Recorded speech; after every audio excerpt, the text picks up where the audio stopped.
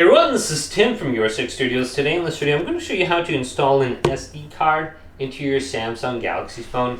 So this is very easy to do. So you can see this little SIM tray, SD card tray, and you want to open it with one of these devices. This came with my phone.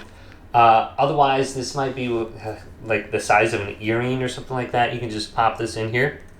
And your phone doesn't have to be turned off. I have it turned on. And just open this up by pressing this down. And I already have an SD card in here, so you're going to see it in here. Now you just want to position this on the tray. Now there's going to be a smaller one. This is for your SIM card, and then the larger one is for your microSD. So just place this in here just like this. It doesn't have to be perfect. Align the hole with the hole on the phone, slide it in. And you have to make sure this tray is closed all the way. So if it's open just a little bit like that, it's not going to be connected. So just look at it. It looks almost flush, but just press it down firmly. Go back and forth a few times like this. In some phones, it's a little bit more of a problem, but this one, it should be good. All right, now what we want to do is go to My Files. You might have to format this SD card, so we'll see. Let's go swipe up, go to search, type in Files. Here's My Files. Choose My Files. Now you can see your SD card is located in here. So you can press this. And here's everything on here. So I can create folders and stuff. Go to the top right. And you might have to format it. This is going to delete everything.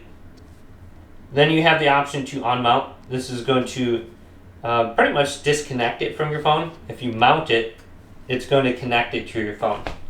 So you can see it right there. And you should be good to go now once you have that set up.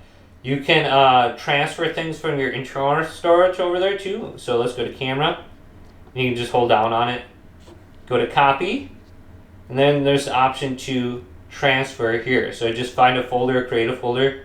And then you can copy everything over here if you want.